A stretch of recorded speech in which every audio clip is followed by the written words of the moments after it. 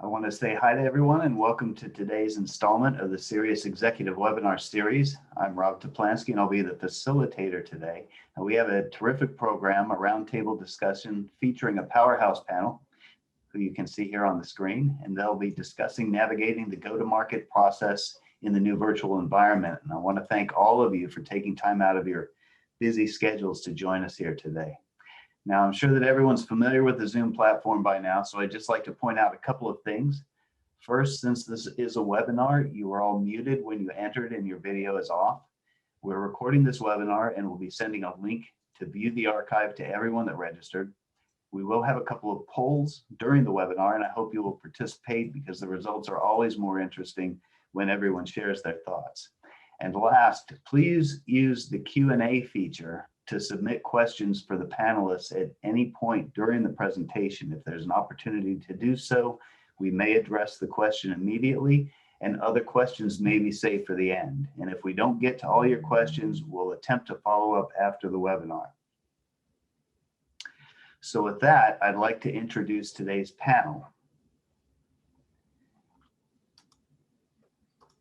And first up, we have Ingrid Fenn, President and CEO of SIREAS, who brings more than a decade of major multinational corporate real estate and facilities experience and expertise to her strategic and operational leadership of SIREAS, where she works directly with real estate and executive leadership of SIREAS corporate clients in designing strategic plans and service delivery models, oversees client engagement teams, and develops the third-party supplier and outsourcing relationships that are vital to helping manage clients' portfolios and facilities. She also provides clients expert guidance on facilities management and workplace transportation, the real estate implications of M&A transactions, contract negotiation and lease administration, construction, and vendor management. Welcome, Ingrid. Mike Hart is Senior Managing Director for CBRE's Global Workplace Solutions platform to deliver value-driven real estate outsourcing solutions to major corporations across facilities management, project management, transaction management, lease administration, and strategic consulting.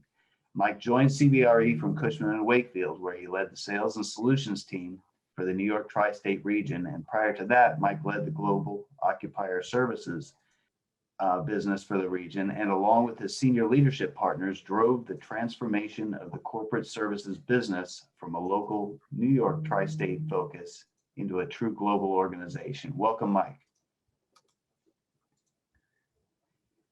Jessica Pernicone is Managing Director of Solutions Development at JLL.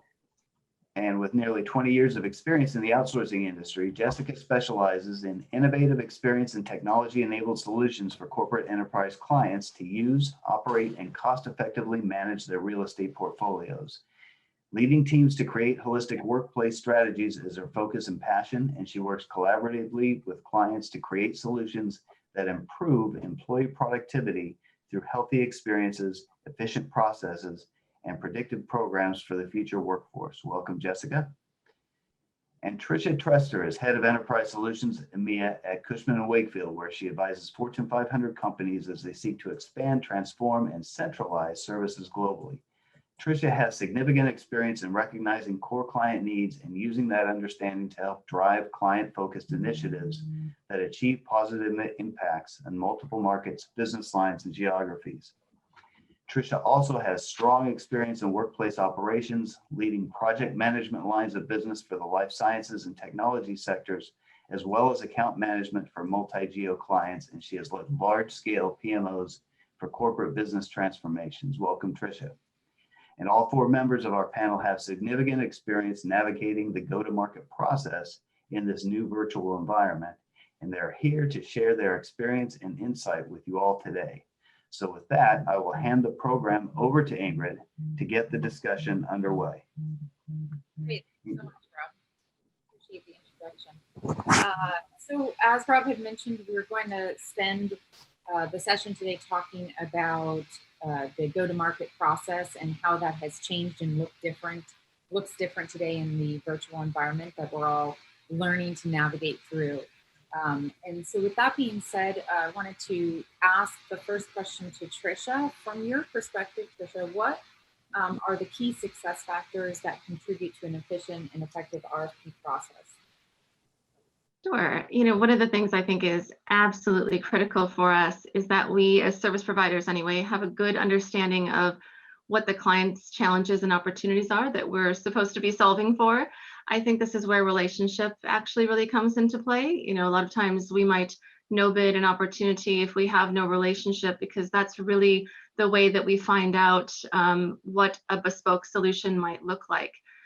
Just really having an open and candid dialogue with clients is really, really helpful, especially the decision maker team. And I think that you can actually do this pretty easily, even prior to an RFP release, just to set up some more, casual, non-structured dialogues in order to get that sort of relationship building going. I think it's also a great way to test cultural fit for us as well, because I think we all know that the fit between our teams is just really, really important. Great, thanks so much. Mike, anything you wanted to add? Sure, Ingrid. A key area of focus to have a successful response and participation in an RFP process is information, right? As Tricia was mentioning, understanding that personal or outcome side of what a client or a prospect or an organization is looking to do is key, right? There are those soft sides of things that people are trying to understand and trying to get better clarity for and a better delivery of.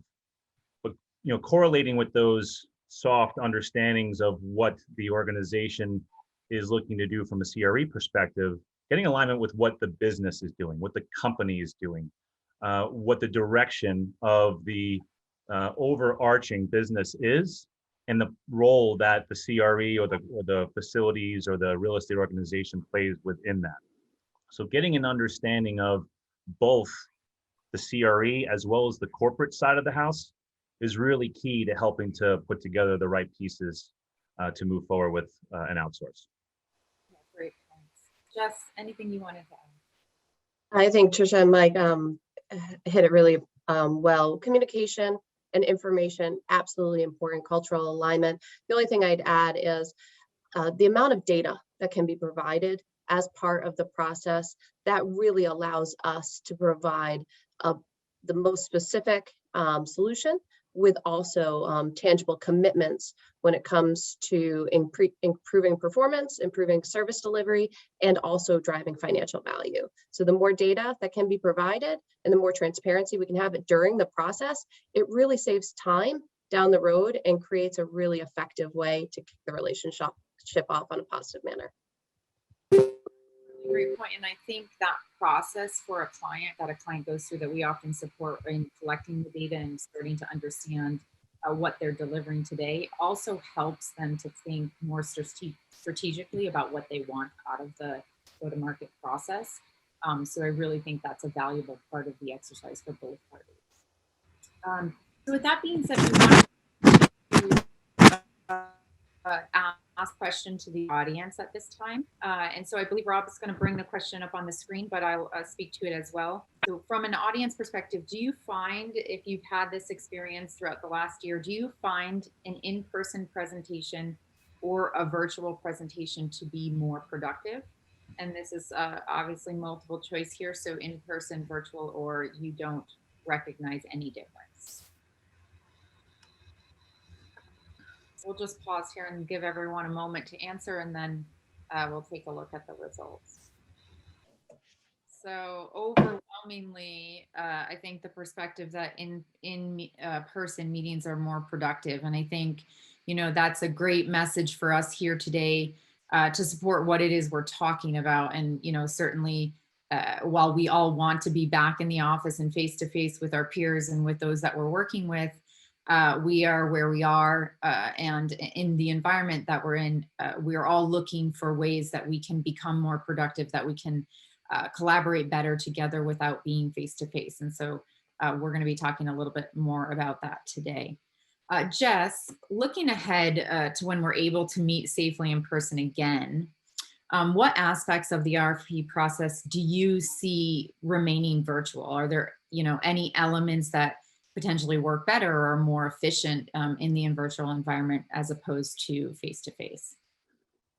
Thanks, Ingrid. Yeah, right now I want to do everything in person and I want to not see everybody behind a screen. So that being said, though, looking forward, I know we'll all get travel fatigued when we all get back into the back to normal. So thinking about this question, there are some considerations. It's hard to say exactly, what's better virtual, what's better in person. I think things you have to think through is what type of procurement process is happening. If the procurement process is very structured and doesn't allow for a lot of back and forth and interaction, that sort of process does lend itself more towards a virtual environment, because if there isn't going to be a lot of dialogue, it's more information out, then virtual is efficient and it really does create a much more streamlined process. Also, you have to think about the culture of the company. How comfortable is a culture with the virtual environment? I mean, before we went in, to lockdown, there were a lot of clients who were very already comfortable in a virtual setting and already had a dialogue and a very common culture with face-to-face video conferencing. And I think a lot of companies have acclimated to that quickly, but some not so much. So it's another thing to consider. But stepping back from those considerations on the procurement process and the culture of the company, I think that some of the sessions that do lend themselves well to a virtual environment are the introduction to the RFP. Because again, that's really the end user explaining what the process is, where they're at, and it becomes a bit of an information out situation. The second part is, once you're down through the RFP process and you may want some deep dives into very specific subject matter expertise, there may not be a reason to fly in a subject matter expert for only a half-hour dialogue. Those can be handled in a virtual setting. And then the third I would add would be around technology demos. They're very effective in a virtual setting. It allows actually people to have better visibility into dashboards and screens. So I would say those are the kind of the three areas which lend themselves to the virtual world. Great, thanks so much for that. Trish, anything you wanted to add? I completely agree with Jess. Really that information rich type of thing, especially where we're able to ask questions about the data very specific to the documents and things of that nature. Very, very easy to handle that within a virtual environment. Also, site visits have been interesting. Believe it or not, we've been able to really get some good information, especially by analyzing some of the data in advance and looking at that and then coming prepared to talk with questions about those, things that the site leader might have awareness of. So that's another area that we've actually been quite successful with. Question for you, actually, Ingrid, if you don't mind. Given that we are virtual, what are your feelings on limiting attendees? And, is there a right number, or how do you determine that? Yeah, sure. Great question.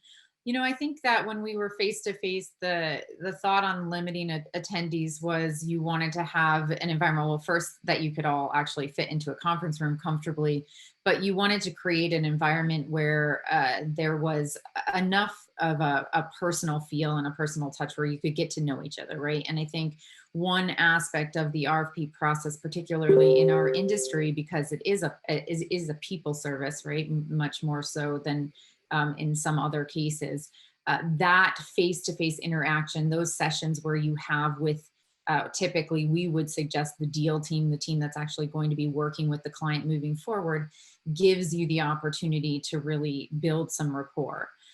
In the virtual environment, that's much more difficult to achieve. And so on one hand, I think there is a benefit of being able to have a larger number of people on both sides. They're participating and listening. But I do think there's ways to manage that. So for example, if there is a presentation happening or a conversation happening, those that are really participating actively in it potentially should be on video. And those that are there more just listening in the background, not be on video, so that there's really that chance for the few individuals, the 5 or 6 that are really interacting together, to have that rapport as much as possible in the virtual environment, while others are still able to listen in and participate. I do also think, relating to the number of people, we've seen more focused workshops in the virtual environment. So typically when you would go face to face, you would do a half day or a full day session where you cover a whole lot of different topics, right? In the virtual environment, breaking those down into smaller sessions and really focusing them, I think has helped be able to create a little bit of that environment where the culture, where getting to know each other can still happen. So Ingrid, it kind of makes me realize that you have to approach RFPs differently in this virtual environment. How are you seeing clients approach the preparation of the RFP process differently? And if they're not, should they be? Yeah, sure.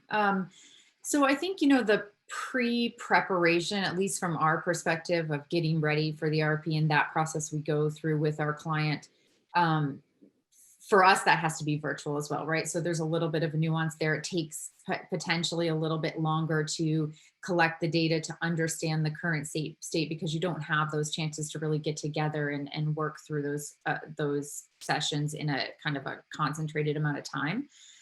So I think more time to prepare is one of the major differences, right? And then really making sure that there's good sharing of data. We'll go back to that again. And I think there was a question actually that came across about what if the client is reluctant to share data. And so, we really encourage, particularly in a virtual environment where tours maybe can't be happening, where the conversations or boots on the ground kind of interactions are less likely to occur, that there is good sharing of data. And if there is a reluctance to share it, it's really about understanding why there's that reluctance, right? If it's financial spend, I can understand that. And there are ways around that by providing the right amount of volumes and information about, staffing and things like that. Certainly, I believe the reluctance of, I don't want to share exactly what we do today because I want a creative solution. That's a real feeling and perception. But there are ways to provide the data that a supplier would need without limiting that competitive factor. Great. So Mike, question for you. How has the virtual process impacted the time frame? We were just kind of touching on this, but to prepare for a meaningful proposal and outcome for the client? Is it taking longer on the service provider side to put together the responses? So that's an interestingly framed question, Ingrid, because the key word is meaningful, right? In these environments, we can all respond to an RFP, but to do it effectively and to do it as efficiently and to the point that the customers and the clients and the end users are looking for is key. The conference call in real life meme has never been more relevant than it is now. You've got preparation that needs to take place virtually that you used to be able to be managed in a more efficient process in person. Obviously, everyone who's participating today, or not everyone, but a significant number of you all have impacted the fact that the virtual is a little bit old and the in-person could be a little bit more effective and more meaningful. The prep is key to preparing a meaningful response and proposal to an RFP. So that's key. And because of that virtual preparation, the global nuances associated with time zones, you think it might be more efficient because you're not traveling, you're not packing, you're not in a hotel room, you're in the comfort of your own home, and the comfort of your own working office is probably all debatable by certain people at this point in time. But you have virtual preps, you have virtual rehearsal, you have connectivity issues. That ties in as well with people's personal obligations to be able to be available for all of those preparations around the world. So that is becoming complex in order to implement and coordinate and then prepare an appropriate proposal and presentation. Then I also would say that the first half, if not 3/4 of 2020, was adjusting to the different types of material that would then therefore grasp people's attention in a virtual setting. We've been very beholden upon and comfortable with certain formats, certain frameworks, certain presentation tools, having to try to engage through whether it is surveys or real life pulse take tools, getting used to those pieces of equipment, having them fail and then rebounding off of them is all part of the process that we went through last year. So I would say that, the process has become a little bit slower. It's become something that we've been adapting to as we have to everything in this current environment. but more frequent, more consistent, and more important preparation has been key to trying to drive the meaningful outcome from a proposal. Great, thank you, Mike. Jess, anything to add? You know, I think Mike covered a lot there. I think the only thing I'd add is just around, you know, preparation, and as you put it all together. It's funny, in a virtual world, you think sometimes that there's going to be more flexibility because everybody's accessible, but preparation has to actually be more meticulous than ever, you know, especially as you're preparing for presentations. The timing is so much more rigid than it ever was before, because people literally just hang up at the end of your time. Whereas there may be in a room, yeah, I may have a little bit more flexibility to go a little over. So you have to be much more deliberate around timing and materials and speaking roles, and really navigating the meeting so carefully. Having those guardrails and understanding them up front is really important. And I think that puts, you know, pressure on the preparation process. It just becomes a much a little bit longer, to Mike's point, process to do that. So we had a question from the audience that I think applies here, but relating to data. The question is, do you typically endeavor to get the data documents in front of the clients early so they can provide data in the form that is readily usable? Or are you generally okay to receive the data in the form of the client or the client's advisor? And so I have a perspective on that. I think, you know, certainly every client collects data and has access to data in a different way. And so to start off providing all of the bidders the data in the format that you have, I think makes the most sense. And then allowing the providers to come back if they have questions. And then you have kind of a consistent standard way to share data across the different providers. But I'd love to hear an opinion from the team. So maybe Trish, what's your perspective on that? Yeah, absolutely. I mean, I think the more data, the better upfront, giving us a little bit of time to absorb that as well. You know, sometimes we'll get, whether it's access to a data room or a couple of files to look at, but then at least a bit of time for us to really internalize that, distribute that amongst the team, get some more meaningful questions, so that when we have a bit of a kickoff or a dialogue, again, we're really getting something out of that and we're able to ask the right things. So now we'll do another question to the audience. If you have participated, and I think Rob will bring it up on the screen, but if you've participated in a virtual bid this past year, how would you rate your experience? So significantly more challenging than an in-person bid process, moderately more challenging, no difference at all, or moderately easier or significantly easier? So here's what we have. Moderately more challenging. Thoughts from the panel? I think that's probably been an answer for pretty much everything in our lives these days. Moderately more challenging calls for slightly more wine, probably. It does, I can assure you. But yeah, I think I would definitely agree with that as well. And we're finding maybe potentially takes a little bit longer, right? So planning for the process to take slightly longer than it would in different circumstances. So just to add to that, what are the positive impacts you've seen in conducting RFPs virtually?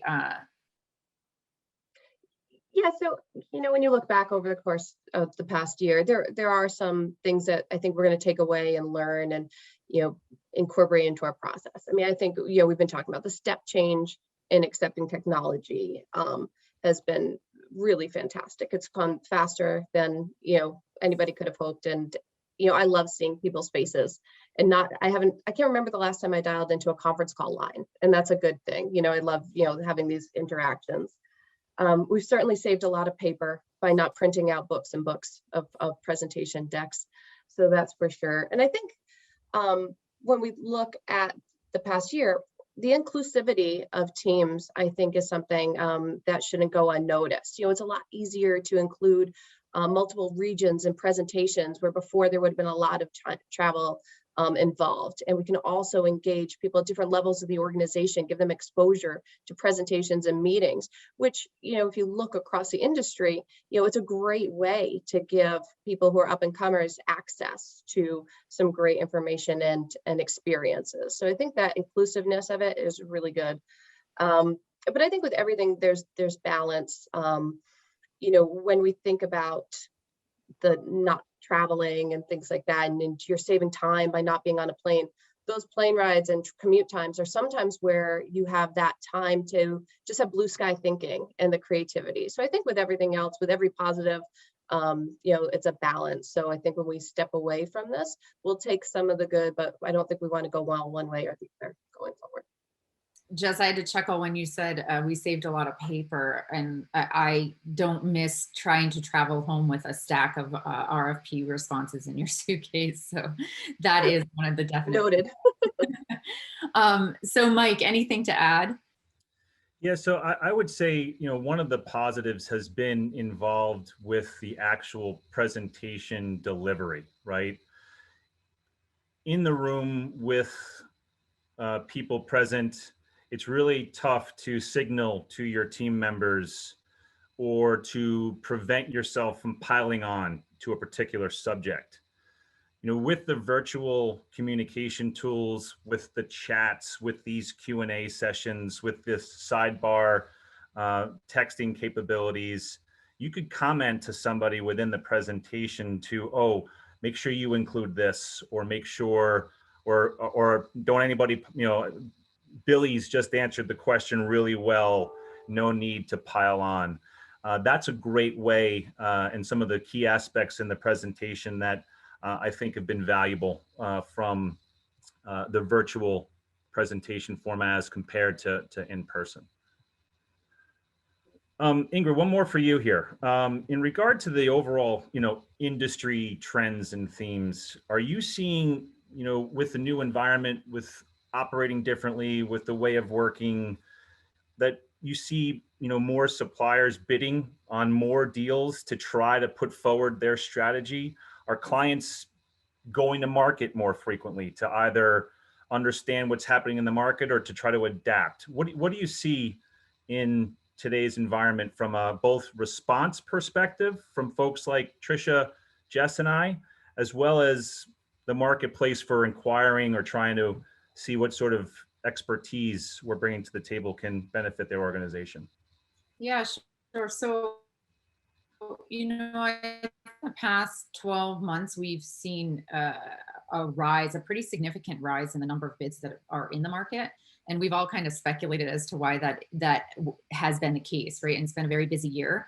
I think what that has done, even more so than what we've seen in the past, has created a situation where the suppliers are much more careful in considering what bids they're going to actually respond to and where they think they actually can add the value and can potentially secure the business. And so we've seen more suppliers saying, no, this isn't a good fit for us. We have other things that are taking priority and we don't want to bid. And so because of that, the way that we work with our clients in structuring an RFP is a little bit different, right? And making sure that, first of all, again, not to kind of belabor a point, but that the data is there, right? And the providers have enough of that so that the challenge of responding to an RFP is minimized. But also that, if a client is going to market, they're really serious about it, right? That no longer is it an exercise in benchmarking in I just want to go and see if the deal I have is competitive. I think that was a mentality for a while. And certainly if partnering with a consultant or there are other ways within the industry to get an understanding and a feel if you have the right pricing and the right from a benchmarking perspective, but going to market in that exercise, particularly as we become more integrated and these bids are larger and more strategic, it's a massive amount of work for all parties, right? For the client for sure, but also for the providers. And being sure as a client that if you go to market, it's because you really are considering a change. I think that's a really important thing, and suppliers look to make sure they get that sense and that feel. Ingrid, just a quick follow-up to that point. In regard to that sort of maybe more strict go, no-go analysis that both suppliers as well as, corporations are doing. Is that acceptance of, hey, you know what, for these reasons, we're not going to pursue this, or, we're going to renew without going to market? Have those responses been better received by the constituent parties? Yeah, I mean, I think it depends on the situation. So certainly we have seen more strategic renegotiations happening, right? I'm not going to part ways with the provider I have, but there are things I want to change about the deal, the contract, the delivery, and we're going to work through this as a partnership. So we've seen that, and I think that naturally makes sense given that again, we've become so integrated in the delivery, and so much is wrapped up into a deal. It's very can be complicated to unwind, and so you don't want to just have that grass is greener on the other side mentality. But I do think the same goes kind of on the supplier side. uh, uh, there are situations when a supplier makes a decision not to bid where it's very difficult for the client to understand, right? And that can be a sensitive situation where a client might not feel like they're a priority to a certain firm and things like that. So I think it's something that needs to be navigated, and it really is communication. And we always ask both parties to communicate with us, but certainly, to be open about, just ask, is this a waste of time for us, or should we really be participating? And make sure you seek more information. I've seen a lot of no bids because the data wasn't right, or it just looked like there wasn't the right amount of support, and that leads people to believe that there's not a serious factor to the go-to-market process. So I think sophistication is coming into play a little bit. Gotcha. Ingrid, do you think that the process has changed at all in terms of evaluating the bids? Are clients giving more weight to the proposals now, the presentations, the synergies with the team? I don't know if you've seen it shift, or just in general, what you'd say to that. Yeah, so I mean, what I've really seen shift is how you create the environment to really get to know the team and to understand the cultural fit. I think the weight on presentations and things like that has remained fairly the same, that process. But really getting a sense of who you're going to be working with, it has been far more challenging. And it's really difficult to build that kind of, if you have a half day live presentation with a bidder, there's lunch, there's a break, there's water cooler, coffee time, right? And you get these little opportunities to create personal connections that I feel we're missing out on the most in this environment. And some of the suppliers have come up with creative ways to do that. We've been a part of a few processes recently where a funny video would be played in the beginning of a session, or something to connect with the audience, so to speak, to build a rapport. And I like to see those kind of things because it's an attempt to kind of accommodate for the challenge that we're seeing right now.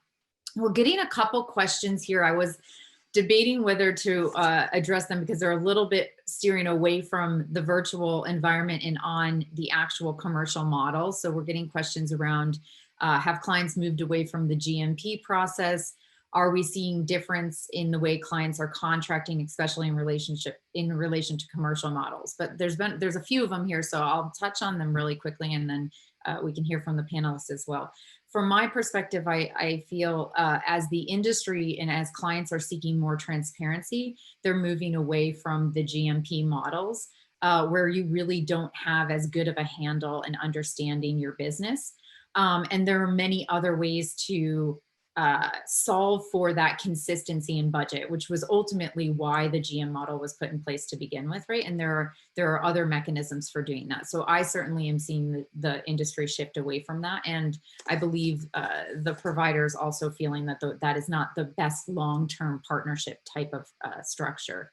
And then I think, certainly clients are looking for different ways to contract for different commercial models, for ones that are really much more focused on driving innovation, on strategy, than the more tactical commercial structures that we've seen in the past.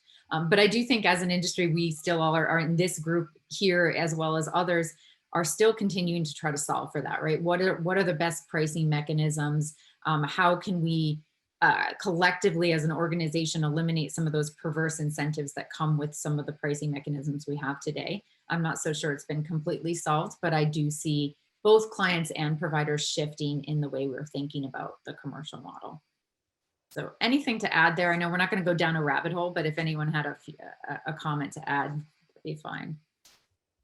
Yeah, I was struck by the question around the vested model. I mean, I think when you look back around the past year, it was a time of such challenge on so many different levels where, service providers and clients came together in ways that never thought possible. And I think that naturally lends itself to an appreciation of partnership and really what a partnership could be. So I do see an increased amount of conversation around collaborative partnership models, and sometimes going as far as vested, but certainly going towards more of a mechanism that shows an appreciation and a win-win contract structure that can really reflect how important it is to have a partner by your side in the most challenging times.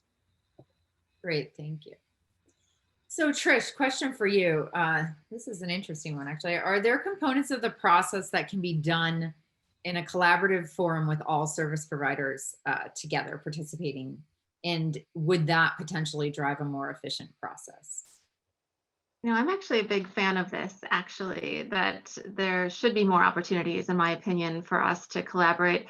I think it's really important for clients to see the service providers collaborating together. In many cases, as we all know, there are multiple awards within a particular deal. So sometimes you'll have regions awarded to different providers, and the way in which they interact with each other, I think, is incredibly important in our ability to do that. So things like, Q&A and questions and kickoffs and things of that nature. Obviously, anything where we're presenting proprietary material and innovation and things like that, of course, we want to keep those to ourselves. But the more that we can show our culture and that we can collaborate really effectively with one another, I think goes a long way. Mike, anything to add? Yeah, I would say there's probably a point in which, those types of integrations and strategies are required, right? As Tricia mentioned, very, very few, if at all, that we see out there that is one provider doing everything for an organization around the world. There's a handful of those, if that many. So getting to a point where organizations who are pursuing a strategy or a partnership with multiple providers, giving them a level of comfort of, okay, you're in the boat with us. Let's figure out how that boat now rows together, is probably the stage in which this can be most effective. If it is a complete, if it's an environment where you have no idea where CBRE is going to land in this, or JLL or Sodexo or Colliers or whomever it might be, becomes a little bit more difficult to be as transparent with your responses or your partnerships. But as long as you got to a phase in where folks know that they have some skin in the game coming towards them, then it's absolutely, I think, an effective way to move the needle of changing and transforming prior to getting a contract in place. Jess, what about you? What are your thoughts on the value of this might add? Yeah, no, I couldn't agree more. I think that having the service providers together in certain elements of the process makes a lot of sense. I also think it's more efficient for the use of the client's PMO team, especially in the area of site tours. Site tours can take a fascinating amount of time, having everybody together, hearing the same messaging, not putting that pressure on what can I say, what can I not say, what did I say to them, what can I not say, having everybody together. It just, it becomes a better use of time and a more even playing field, level playing field for information. Great, yeah, I agree. Mike, with the COVID protocols and the travel restrictions that have been going on, how has your team managed through site visits? Has it been virtual tours? And what is your perspective and feeling on how important site tours are to the process? So it's ironic that Jess was just sharing her point of view on site tours and site visits. we've all been adapting to, and you're all accommodating to the appropriate safety protocols, either with an organization, a state or local government, the federal government, et cetera, on how to manage in-person site visits, travel restrictions. It's becoming really complex trying to understand who can go to what state, when and how, and to get the appropriate resources and expertise to these site visits. But to the point that we started off with at the top, there is so much information garnered, and there is so much intelligence that can be gathered, both, you know, as Jess was mentioning, in the collaboration and collegialism amongst the bidders that can occur in those situations, but also in trying to gather that data and trying to get the sense of that culture and trying to get an understanding of a particular site. It's imperative that organizations can get that time. Now, it's really difficult because if you're going to do it in person in today's safety protocol, it's generally one person. It might be one person from one company. You've got an hour and a half, and then the following person comes up behind you. But to do virtual tours, which a lot of companies have been offering and providing, it's a bit difficult because that's the perspective of that individual who's providing that tour. That's the camera angle that that person might be giving. For those of you like myself who have been on tours, we all have our particular approach and style that we want to engage. We have little corners that we want to look around. We want to take a look at the bathroom. We want to see, you know, what types of equipment and how things integrate. We want to potentially take a look at the roof if we can.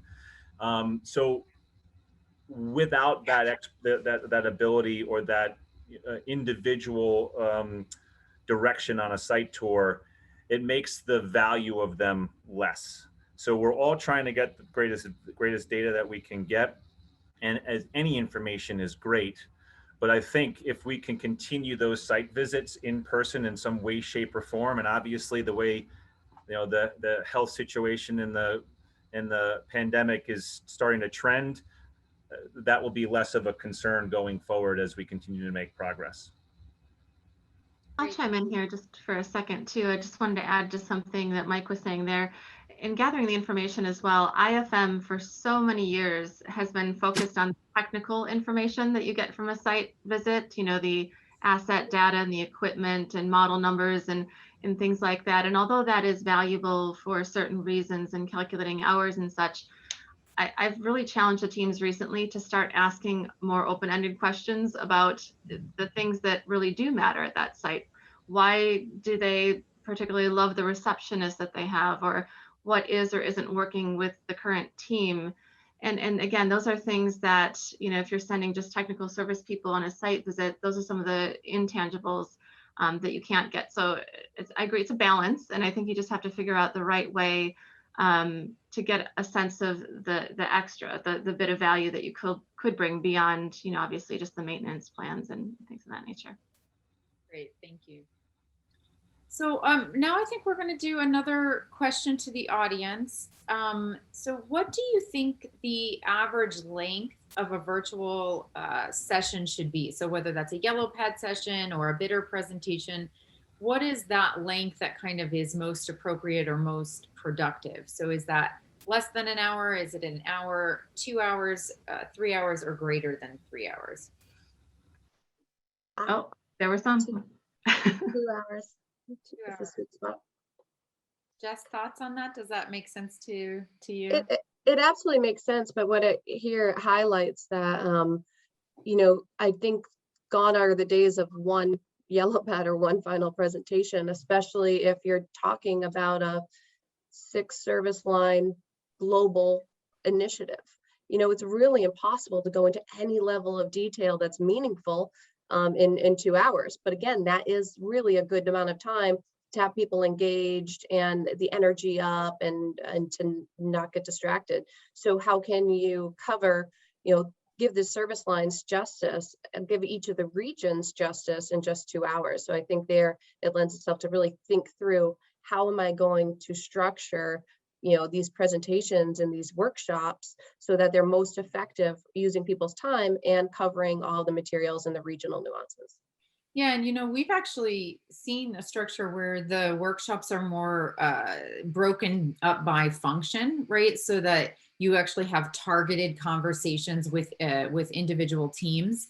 And I think that is actually one of the benefits of coming out of the virtual environment. And I know we talked about this, and potentially what the future looks like is some on-site face-to-face interactions, but then also supported by some virtual deeper dive conversations between the different functions or teams, where you can really dig into some of the stuff that you never really get a chance to do in a one-day trip somewhere, right? And that would kind of help with the travel expenses and things like that. So great.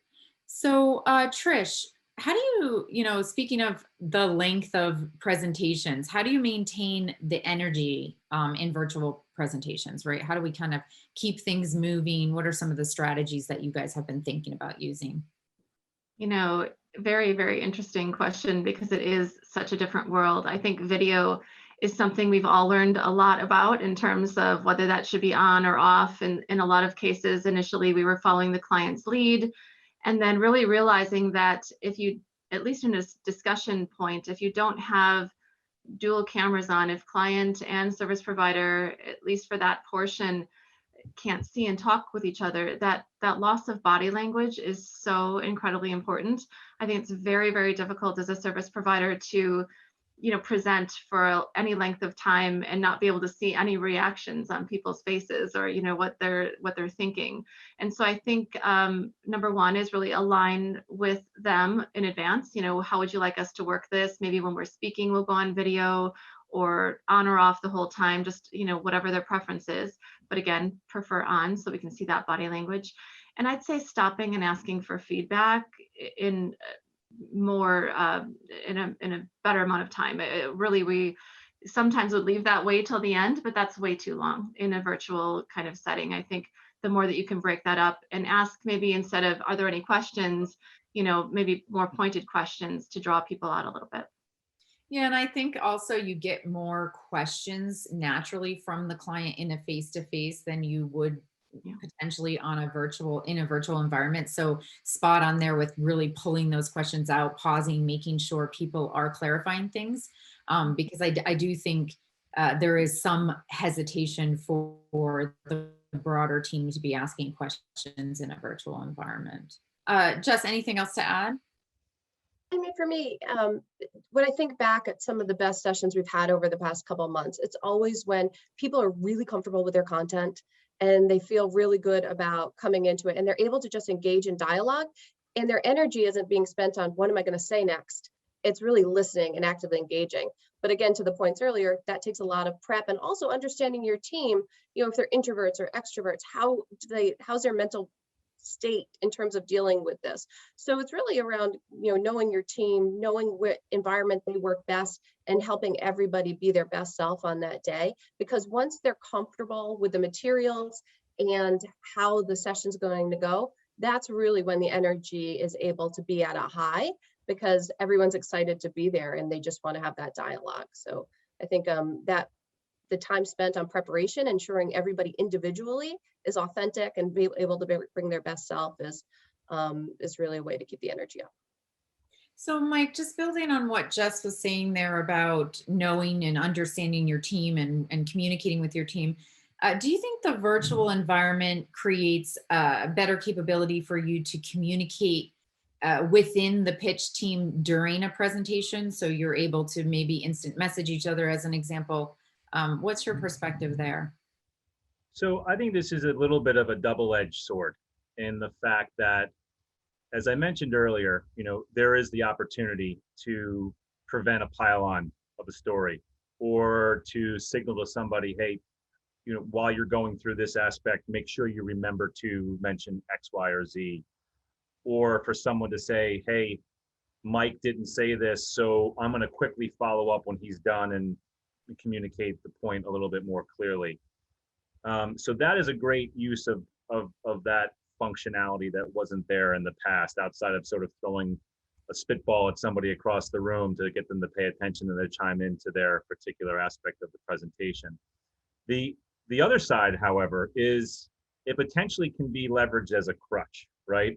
you can, make your notes on your screen, and you can present a little bit more monotonous and just reading from a script, rather than taking some of that preparation that Jess mentioned and relying on the fact that I am good sitting behind my screen with my shorts and my flip-flops on, rather than being in a business oriented suit, zeroed in and focused. You can read from a script. And I think that sometimes is leveraged by those who may not necessarily be in front of an audience as frequently as others might be. And it comes across. You can read that. In preparation for this, if you can see when somebody's not paying attention, you can see when somebody's drafting an email or sending a text or doing something that's not specific. So those things can come across. And I think with that ability to do so, you can be a more productive if you're very well rehearsed and still very seasoned presentation team. But I think that ability to fall back on a note-based or presentation that is in front of you can also then hurt your cause, because you might have a great operator, a wonderful alliance director, a great transactions person, but they're not used to presenting in front of it, and you may miss the boat because they're just not as good of a presenter and they're relying upon the material in front of them that's available to them in virtual. So I think it's a double-edged sword, quite honestly. Yeah, I think that's a really fair point. Trish, anything to add there? No, I think Mike captured it perfectly. The only thing I would say is we've really had to train the teams ahead of time. Again, notifications off. Don't let it be too distracting. It can be a bit of a problem if you have teams paying too much attention to that and not really, again, trying to listen to what's going on and engaging with the client. Yeah, it can be a little bit of sensory overload sometimes, I think. Ingrid, I have a question for you. In terms of your advisory process, how have you evolved to this new virtual landscape to create this client engagement? How are you guys changing your model to keep this engagement level high? Yeah, so, I think from our perspective on the advisory side itself, we were very virtual in nature for the most part, right? There are certainly interactions with the client, and more so in the touch points that you all are participating in, right? In the presentations with bidders or things like that. But I certainly think the culture of videos, right, has really enhanced our business, where that was not often so common. So we were working in a virtual environment with our clients, but not able to even build the rapport that we now do today kind of naturally through the video, calls and things like that. So I do think that has naturally helped us all to build the relationship with our clients. And I also think, changing the way we think about the process. So it's been mentioned a couple of times, but more consideration to how long it might take, right? Or there may be multiple presentations or workshops instead of just 2 or 3. So understanding those kind of components of where the delays might be. I think certainly, in some of the more complex portions of the process. So if you take contract negotiation, oftentimes that can go much more quickly if you sit face to face in a room with some lawyers than if you're trying to navigate that through a virtual environment. And so just understanding where you need to embed more time into the process. And then I think the other big thing is making sure that the information is really clear, right? You're not having some of those face-to-face touch points where a client can really talk through what their vision is, what their strategy is. A lot of times that's missed in a written document, right? An RFP goes out, but you don't really get the context of what do I want to achieve by this, right? And so it can be a little bit of comes across as a check in the box instead of really trying to understand the goals and objectives of the client. So we actually use the yellow pad session to be a little bit double facing, right? So the provider certainly has the opportunity to share who they are, but the client is also able to share their desired outcomes, share their vision and strategy for the future. Ingrid, what do you think the clients can do in order to make the deals more attractive to the service providers? What things can they do to make it a really successful process? So from my perspective, the transparency and open communication is something I think that makes the process or breaks the process, right? There is always a procurement process, right? And policies that need to be adhered to.